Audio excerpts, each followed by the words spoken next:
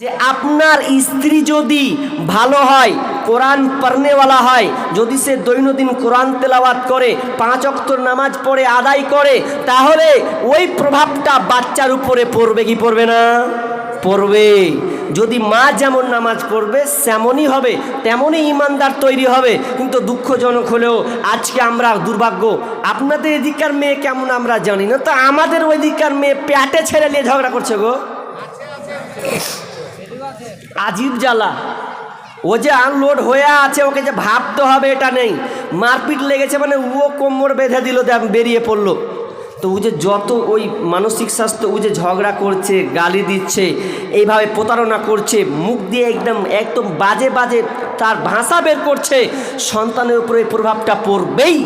মা যেমন হবে সন্তান ওই রকমই মায়ের পেট থেকে তৈরি হবে আর পৃথিবীতে আসবে। আপনি গাল দিবেন তো বাচ্চা 2 দিন পর বের হয় পড়বে শালা বলেই বের হবে। কারণ আপনার যেমন সৎ চরিত্র, আপনার ছেলে ওই আপনার মেয়ের ওই প্রভাবটা পড়বে। আশ্চর্য লাগে, আজকালকার মা বাপ কোরআন ছেড়ে দিয়েছে। কোরআন যদি পড়তো তাহলে সন্তানটা, আমি আগে বলেছি সন্তানের প্রকৃত মানুষের অভাব, তার কারণ আমাদের কারণেই আমরা আজকে পেটে সন্তান নিয়ে আমরা কোরআন পড়তে পারি না, 5 ওয়াক্ত নামাজ পড়তে পারি না। কিন্তু সিরিয়াল দেখার দিকে 1 নম্বর, 1 নম্বর নয়, ভালো 1 নম্বর। মানে কি, ও আমাদের, আপনারা কি বলেন না, আমরা আমাদের দিকে ফের কাজা আদায় করে। কাজা, নামাজ কাজা লয় রে ভাই, সিরিয়াল কাজা। মানে রাত্রে ছুটে গেছে কোনো কারণে, সকাল হবে তো সকালে ওই কাজা আদায় করে, যতক্ষণ পর্যন্ত কাজা আদায় না হবে ততক্ষণ তো কাজ পড়েই থাক, টেনশন নয়। আপনি বলতে যাবেন তো বাটাম ডুবে, কিচ্ছু করার নাই। আপনি চাইতে গেলেও পাবেন না, কারণ আপনি ভুল করেছেন কি, টিভি দিয়ে। আর টিভি দেখছে মা, যেটাই দেখছে সেটাই বাচ্চার উপরে প্রভাব। বাচ্চাকেও মোবাইল, আপনার হাতেও, স্ত্রীর হাতেও কি মোবাইল, এবং প্লাস টিভি দেওয়া হয়েছে। টিভি দেখে কি দেখে, স্টার জলসা আর জি বাংলা, ধ্বংস করলো আমার সোনার বাংলা। শুনি যুবক যুবতীর মুখে মুখে, বুঝে না সে তো বুঝে না রে গান। পড়ে না কোরআন ওরা, পড়ে না কোরআন, পড়ে না কোরআন ওরা, পড়ে না কোরআন। স্টার জলসা আর জি বাংলা, ধ্বংস করলো আমার সোনার বাংলা। শুনি যুবক যুবতীর মুখে মুখে, বুঝে না সে তো বুঝে না রে গান।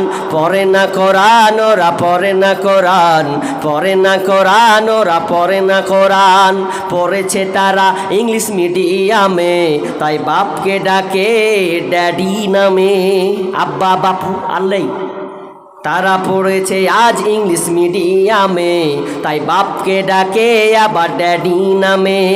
সরি সরি বললে কি আর, সরি সরি বললে কি আর, কবরেতে পাবে আসান। পড়ে না কোরআন ওরা, পড়ে না কোরআন, পড়ে না কোরআন ওরা, পড়ে না কোরআন। ইষ্টি কুটুম আর জলনুপুর, ঝগড়া ঝাঁটি সে তাই সকাল দুপুর। আমি দেখিনি, আমি শুনে বলছি কিন্তু এটা। ইষ্টি কুটুম আর জলনুপুর, ঝগড়া ঝাঁটি সে তাই সকাল দুপুর। টাপুর টুপুর গেল জল নুপুর এলো, পাখি দেখে ফাঁকি দিল মরে কত জান। পড়ে না কোরআন ওরা, পড়ে না কোরআন, পড়ে না কোরআন ওরা, পড়ে না কোরআন। ওরা ধর্ম কর্ম ছাড়তে পারে, ওরা নামাজ রোজা ছাড়তে পারে, ছাড়বে না হিন্দি সিরিয়াল। স্টার জলসা ঘরে ঘরে বাধাইছে গোলমাল, স্টার জলসা ঘরে ঘরে বাধাইছে গোলমাল। পাশের মেয়ে মর্জিনা হাই, হিন্দি সিরিয়ালে পাগল সে, পাশের বাড়ি মদন রে কয় তুমসে প্যার করতে হুঁ। কোনোদিন স্কুল যায় না, হিন্দি বুঝে না, তো কয়েকটা সিরিয়ালও দেখে নিয়েছে, তো ওটাই হয়ে গেছে। পাশের বাড়ি মর্জিনা হাই, হিন্দি সিরিয়ালে পাগল সে, পাশের বাড়ি মদন রে কয় তুমসে প্যার করতে হুঁ। বুড়ার বয়স 80 বছর, বুড়ির বয়স 80 বছর, বুড়ার বয়স 80 বছর, বুড়ির বয়স 80 বছর, হিন্দি সিরিয়ালে মারে তার। স্টার জলসা ঘরে ঘরে বাধাইছে গোলমাল, স্টার জলসা ঘরে ঘরে বাধাইছে গোলমাল। ওরা ধর্ম কর্ম ছাড়তে পারে, ছাড়বে না হিন্দি সিরিয়াল, স্টার জলসা ঘরে ঘরে বাধাইছে গোলমাল। আর সিরিয়াল দেখানো যাবে? যদি দেখান তাহলে আপনার কপাল খারাপ আছে। আজ থেকে আপনাকে প্রত্যাখ্যান করতে হবে, আজ থেকে প্রতিজ্ঞাবদ্ধ হতে হবে, টিভিকে চুরমার করে ঘর থেকে বের করে দিতে হবে। আরে ভালোর দিক থেকে তো ক্ষতির দিকটা বেশি, যেখানে ক্ষতির দিক বেশি সেই টিভিটা আপনি ঘরে রাখবেন কেন? রাখিয়েন না কেন? আপনি একজন বিদেশি লোক হয়ে, আপনি একজন মিস্ত্রি হয়ে, আপনি লেবার হয়ে, আপনি আপনার স্ত্রীকে আপনি যদি টিভি লাগিয়ে দেন, তার পাল্লায় পরে যদি আপনি দেন, তাহলে আপনার সংসার ছারখার হবে, এ কোনো সন্দেহ নয়। আপনাকে চ্যালেঞ্জ করলাম। অতএব আপনার প্রথম নৈতিক দায়িত্ব হচ্ছে ভালো বিবি চয়ন করা। আপনি বিবি নির্বাচন করবেন দিনদারি, দিনদারি নির্বাচন করলে একজন সন্তানও ভালো দিনদারি মা পেয়ে যাবে। এক নম্বর, কারণ মা হচ্ছে সবচাইতে শ্রেষ্ঠ। মায়ের হাতে গড়বে মানুষ, মায়ের হাতে গড়বে মানুষ। মা যদি সত্য হয়, মাই হচ্ছে এ জগতের প্রকৃত বিশ্ববিদ্যালয়। মাই পারবে একজন সন্তানকে সুন্দরভাবে গঠিত করতে। কেন? আপনি সকাল থেকে বাইরে চলে গেলেন কাজে, দায়িত্ব সব মায়ের উপরে পড়বে। আর মা যদি একটু দিনদারি হয়, সন্তানকে ওইভাবে লালন পালন করবে। কিন্তু দুঃখ আফসোস লাগে, আজকে আমরা চয়ন করছি টাকা, চেহারা, এই বংশ মর্যাদা দেখে আজকে আমাদের সংসারকে ছারখার করছি, দিয়ে সন্তানের ভবিষ্যৎকে আমরা আজকে বর্তমানে নষ্ট করছি। অতএব সুন্দর মায়ের দরকার। আপনাকে একজন বিজ্ঞানীর কথা বলবো, বিজ্ঞানীর কথা বলবো। ওই বিজ্ঞানী যার নাম হচ্ছে টমাস আলভা এডিসন, সেই বিজ্ঞানীর আবিষ্কার আপনি কি নেবেন? আমার যে শব্দ, এটা কার আবিষ্কার? তার। আপনি বাল্ব পাচ্ছেন, কার আবিষ্কার? টমাস আলভা এডিসন, তারই আবিষ্কার। আপনার এই যে ক্যামেরাগুলো চলছে, কার আবিষ্কার? তারই আবিষ্কার। সাউন্ড পৌঁছে দেওয়া, তার আবিষ্কার। তিনি এতগুলো আবিষ্কার করেছেন, তার পিছনে তার মায়ের অবদান আছে। একদিন তাকে চিঠি লিখে দেওয়া হলো। এই চিঠিটা বলছে তোমার মাকে তুমি দিয়ে আসবে। মাকে দেওয়ার পর যখন মা বলছে, মা, মাস্টার আমাকে একটা চিঠি দিয়েছে, দেখো তোকে চিঠিটা কি লেখা আছে। মা ওই চিঠিটা খুলে দেখছে।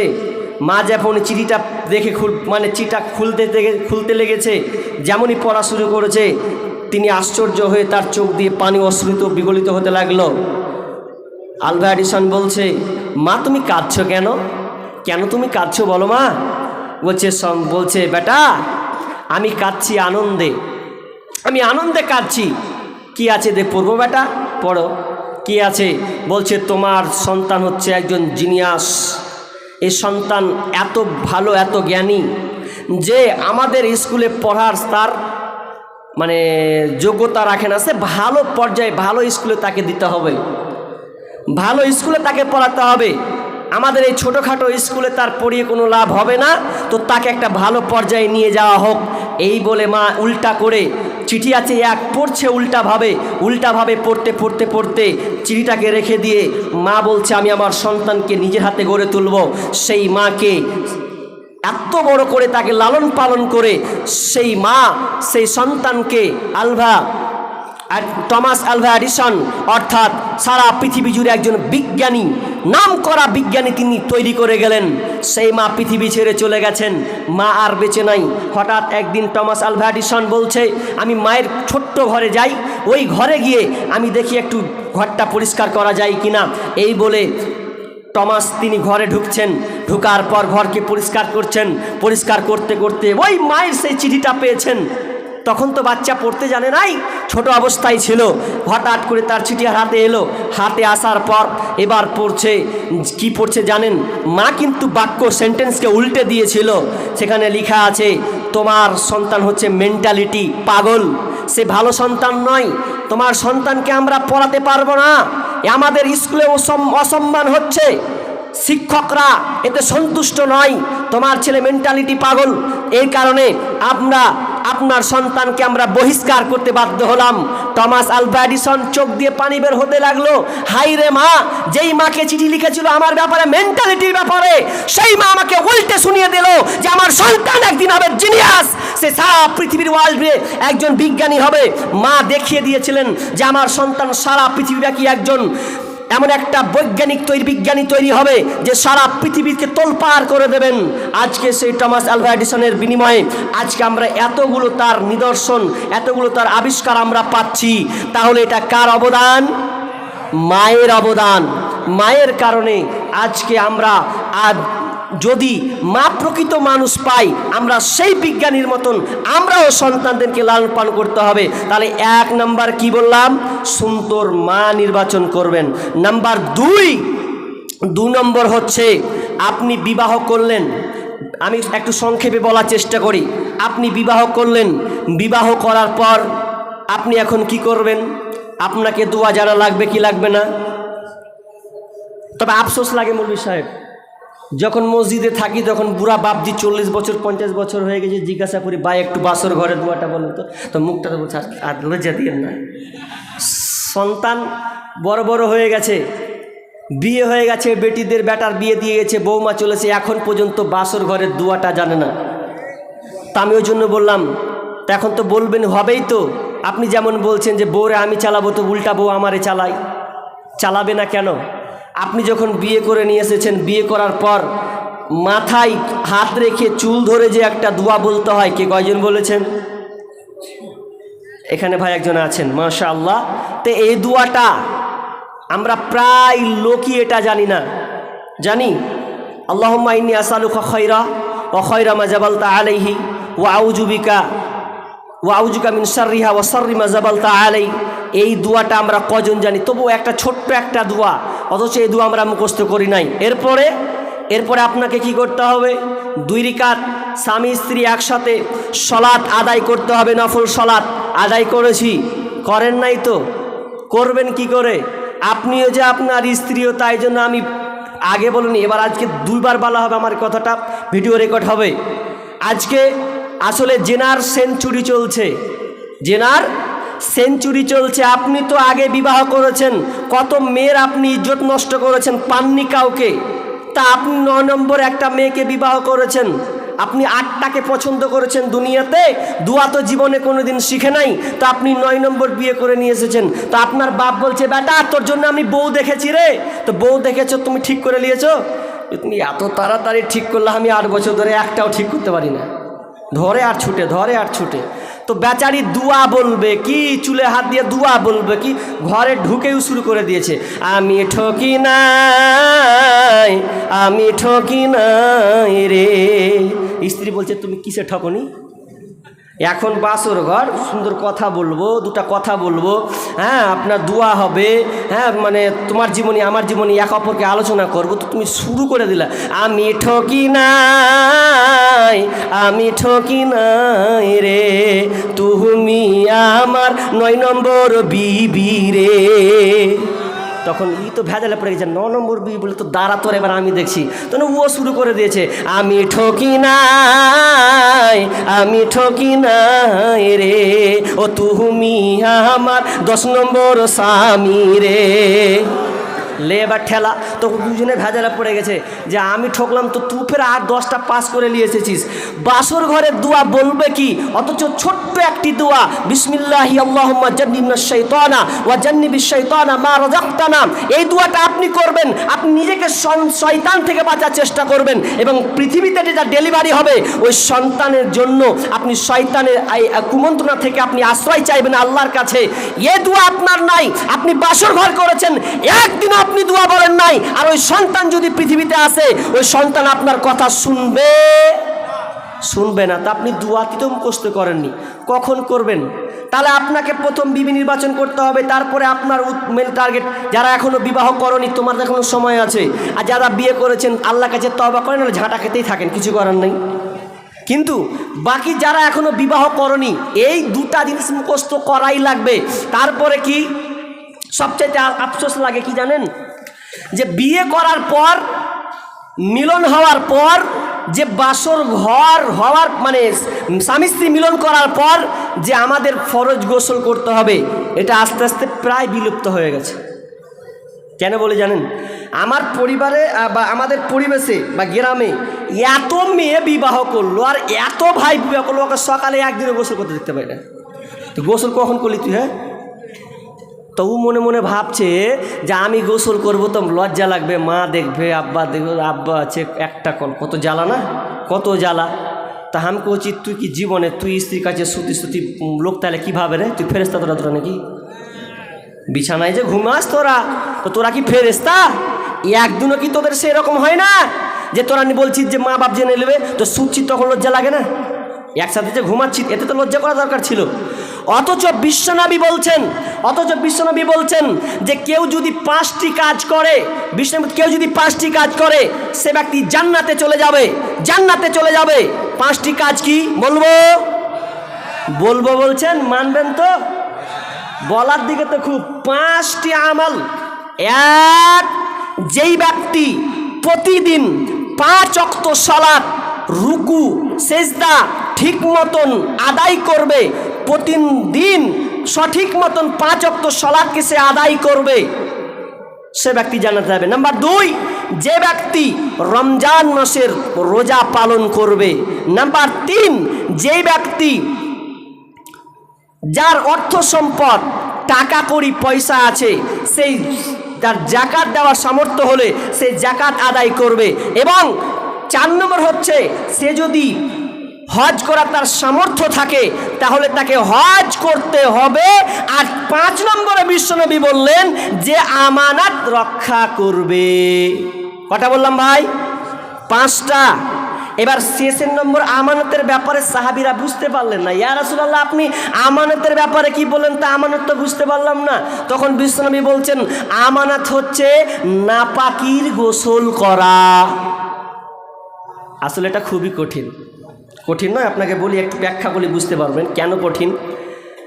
জিহাদে যুদ্ধ করা সহজ আছে, এটা সহজ।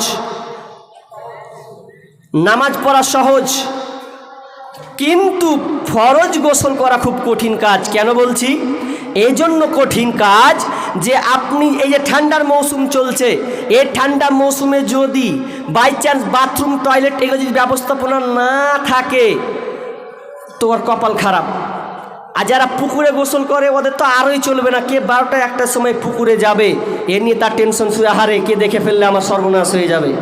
নাপাকির গোসল করা এত কঠিন কাজ, অথচ বিশ্বনবী বলছেন কেউ যদি এটা করে দেয় তাহলে তার জন্য জান্নাত, সে জান্নাতে চলে যাবে। কিন্তু আমরা নাপাকির গোসল কয়জন করি না, লজ্জাবোধ মনে করছি। অনেক সময় স্বপ্ন দোষে লজ্জাবোধ করি, অনেক মায়ের অনেক বোনের পিরিয়ড হলে লজ্জাবোধ মনে করি যে আজকে আমার পিরিয়ড হয়েছে, এখন রাত্রে মাগরিবে হয়েছে, গোসল করব কি না হবে। মা জিজ্ঞাসা মানে মায়ের কাছে হয়তো কেমন লাগবে, আব্বা আছে এটা কেমন লাগবে, এই টেনশন আপনার শুরু করে। অথচ এটা আপনার আমানত, এটা হচ্ছে আপনার আমানত। এই আমানত আপনাকে রক্ষা করতে হবে। নাপাকি আজকে বর্তমানে আমরা প্রায় লোক, ছেলেরা মেয়েরা পর্যন্ত 8টা 10টা 11টা পর্যন্ত, দুপুর পর্যন্ত সে নাপাক অবস্থায় থাকে, কিন্তু সে পবিত্র হচ্ছে না। আশ্চর্য লাগে। এগুলো আপনি কখন করবেন? তাহলে কি করলাম? ফরজ গোসল করা লাগবে। তারপরে নাম্বার 4 নাম্বার হচ্ছে যখন আপনি মিলন করলেন, মিলন করার পর আপনি আল্লাহকে বলবেন রব্বি হাবলি মিনাস সালিহিন, আল্লাহ তুমি আমাকে নেক সন্তান দান করো। আমরা সন্তান চাই, কিন্তু কি চাই? আল্লাহ একটা আমরা সন্তান দাও, কিন্তু কোনোদিন বলি ভালো সন্তান দাও? বলি না। না হয় বলি ছেলে দাও, না হয় মেয়ে দাও, কিন্তু কোনোদিন বলি না রব্বে হাবলি মিনাস সালিহিন, আল্লাহ তুমি আমাকে নেক সন্তান দান করো। এটা আমরা চাই না। বরং আজকের মানুষ বড়নি মহারাম, আল্লাহকে বাদ দিয়ে দোয়া করবে কি? তারা মাজারে চলে গেছে। মাজারে গিয়ে তারা বলছে, আজকালকার মেয়েদের তো বলাই যায় না, মেয়েরা মাজারে গিয়ে সন্তান চায় কি চাই না? আপনাদের এদিকে চাই না? না, আমাদের ওইদিকে চাই। আমি পরশুদিনকে একটা কথা শুনেছি, আপনার হেসে মরে যাবেন। কি কথা জানেন, মেয়েরাই বলছে আর আমি ওখানে আছি, তো ওরা বলছে যে ন্যাংটা বাবার ওই লিঙ্গ ধুয়ে যে পানিটা বের হয় ওটা যদি খায় তাহলে আল্লাহকে সন্তান দেবে। নওয়াজুবিল্লাহ, বা সাংঘাতিক কথা। এটা মেয়েরা বলছিল, কি বলছে যে ন্যাংটা বাবার লজ্জা স্থান ধুয়ে যদি ওই পানিটা খায় যার সন্তান হয় না ওর সন্তান হয়ে যাবে। কত বড় নিমহারাম এ চলছে বর্তমানে, জায়গায় জায়গায় ফিতনা শুরু হচ্ছে। আর মাঝারে কে কি বলছে, একটা সন্তান দে রে বাবা মিন্নতি করি তোর দরবারে, একটা সন্তান দে রে বাবা মিন্নত করি তোর দরবারে, যদি জিন্দা পাতা যদি মরা পাতা পরে গাউসের উপরে ছেলে হবে ঠিকই সেজে যাবে মরে, যদি জিন্দা পাতা যদি টাটকা পাতা পরে গাউসের উপরে ছেলে হবে রে বাবা যাবে বেঁচে। অথচ সন্তান দেওয়ার মালিক কে? আল্লাহ। আল্লাহ সন্তান দেয়, আর আল্লাহকে বাদ দিয়ে তারা চলে গেছে মাজারে। অথচ আল্লাহ বলছেন লিল্লাহি মুলকুস সামাওয়াতি ওয়াল আরদ, আসমান জমিন তার রাজত্ব যিনি আছেন, তিনার হাতে যিনি রাজত্ব আছেন, সেই আল্লাহর কাছে আমাদের সন্তান চাইতে হবে। ইয়াখলুকু মা ইয়াশা, আয়টা ভুলে গেলাম, ইয়াখলুকু মা ইয়াশা ওয়া ইয়াহাবু লিমান ইয়াশাউ ইনাসা ওয়া ইয়াহাবু লিমান ইয়াশাউ যুকুরা আও ইউযাব্বিজুহুম যুকরানা ওয়া ইনাসা। আল্লাহ সুবহানাহু ওয়া তাআলা বলছেন, আমি যাকে পুত্র সন্তান দান করি, আমি কাউকে পুত্র দিই, আবার কাউকে কন্যা দিই, আবার কাউকে পুত্র সন্তান দান করি, আবার কাউকে পুত্র এবং কন্যা উভয় দান করি, আবার কাউকে আমি বন্ধা করে দিই, বাঝা করে রাখি। এটা আমার হাতে, একমাত্র আমি ছাড়া পৃথিবীর কেউ এটা দিতে পারে না। অথচ আমরা আজকে আল্লাহকে বাদ দিয়ে আমরা মাজারে তাবিজ ঝুলিয়ে আর কিছু করে আমরা সন্তান চাচ্ছি। অথচ ইব্রাহিম আলাইহিস সালাম একজন নবী হয়ে আল্লাহকে বলছেন, রব্বি হাবলি মিনাস সালিহিন, হে আল্লাহ তুমি আমাকে একটা নেক সন্তান দান করো, নেক সন্তান তুমি আমাকে দাও। তাহলে আমরা কি করব? সন্তান কার কাছে চাইতে হবে? আল্লাহর কাছে চাইতে হবে। এরপরে আমি চটচট করে কাটছি, অসুবিধা নাই। এবার সন্তান হলো, এবার সন্তান হওয়ার পরে আপনি তার জন্য কি করবেন? সন্তান যে পৃথিবীতে আসলো, তা আসার পর কি করবেন? অথচ বিশ্বনবী বলছেন, কুল্লু গুলামিন রাহিনুন বিআকিকাতিহি। বিশ্বনবী বলছেন, যখন একটা সন্তান পৃথিবীতে আসে, এটা সন্তান তার কি আকিকার সাথে সম্পৃক্ত থাকে, আকিকার সাথে সম্পৃক্ত থাকে। এই সন্তান যখন পৃথিবীতে আসবে তখন তাকে কি করতে হবে? সপ্তম দিনে একটি পশু জবাই করে দিতে হবে, পশু জবাই করে দিতে হবে। পশু কিন্তু আমরা জবাই করি কখন জানেন? আমরা আজকে সুন্নাহটাকে মানছি না, 7 দিনে দিন করি, সপ্তম দিনে করি না। ফতুয়ালায় মৌলভী সাহেব 10 দিন পর করা যাবে না, 1 মাস পর করা যাবে না, কেন আপনি এটা করবেন কেন? অথচ সুন্নাহ হচ্ছে 7 দিনে সপ্তম দিনে করা। সপ্তম দিনে আপনার সন্তানের জন্য আপনি 2টি পশু আপনি কি করবেন? কুরবান দিবেন। কিন্তু আমরা এটা করি না, 14 দিন 80 দিনে ঘাটা তাকাই। আর কি আমি চটচট করে বলছি, ব্যাখ্যা করছি না। তারপরে কি বলছেন বিশ্বনবী? বলছেন, এরপরে তুমি ওই সন্তানের মাথাকে নাড়িয়ে দাও, মাথাটাকে নাড়িয়ে দাও। ওয়াইহুলাকু রাসুহু, তুমি তার মাথাটাকে নাড়া করে দাও। ওয়ায়ুসাম্মা, এবং তার জন্য তুমি একটা কি করো? সুন্দর নাম রাখো। আমরা নামের দিক দিয়ে খুব পিছিয়ে আছি। ভালো নাম আমাদের পছন্দ হয় না, বলি আবু বকর রাখেন তো রাখি না, ওমর রাখেন রাখি না। একজন বলছে যে মৌলভী সাহেব আমার ছেলের জন্য একটা নাম রাখেন তো। কি নাম রাখবেন? আবদুল্লাহ রেখে দেন, এই বুড়া বুড়া লাগে। আবদুল্লাহ নাম বলে বুড়া বুড়া লাগে। তাহলে আপনি এক কাজ করেন, খাব্বাব রাখেন। খাব্বাব রাখবো তো আমার চাচাতো ভাইয়ের নাম, কি করে রাখবো? তখন মুসা বলছেন, আপনি তাহলে রেখে দেন, কি রাখবেন? তাই বলছে, কারো নাম লিব না, আমি নিজে খুঁজবো। তখন আপনার কম্পিউটারটা খুঁজে নাম সার্চ করছে, নাম সার্চ করতে করতে করতে করতে একদম এমন নাম পেয়েছে জীবনে কেউ শুনেনি। নাম থিয়ে দিয়েছে ব্রেনসার। কি নাম বললাম? কোনো নাম পছন্দ হলো না, তবে নাম ব্রেনসার রেখে দিয়েছে। তো পাশের লোক জিজ্ঞাসা করছে যে ব্রেনসারের তর্জমা জানিস তো? যে ওটাই দেখা হয়নি জি ভাই, কিন্তু নামটা রাখলাম, কি নাম কেউ রাখেনি। ব্রেন স্যার নাম রেখেছে, ও তো বলছে সার্চ কর গুগলে, দেখ গুগলে তোর তর্জমাও দেখ। গুগলসে যখন সার্চ করে দেখছে তো দেখে আমার মন টন খারাপ হয়ে গেছে যে কী নাম রাখলু আমি, হ্যাঁ তর্জমাও দেখিনি। তখন বলছে কী আছে কখন রে ভাই, বলছে আর শুনিস না ভাই, শুনিস না, হাম সালা গুগল খুলে দেবো এখানি, খুলে বের করলো। তার বাদ দিয়ে বলছে ব্রেন স্যার কী জানিস, ব্রেন স্যার মানে হচ্ছে ইংল্যান্ডের একটা পুলিশের একটা পালিত কুকুর ছিল, ওই কুকুরটার নাম হচ্ছে ব্রেন স্যার। তো ভেজালে পড়ে গেছে, ব্রেন স্যার নাম রাখতে গেল কুকুরের নাম দিয়ে ব্রেন স্যার নাম, ভারী মুশকিলে পড়ে গেছে, কি করা যায়। তো নাম রাখবেন আপনি চয়ন করবেন। একজনের নাম রেখেছে কি জানেন, বুলেট, ছাক্কাস নাম পেয়েছে ও।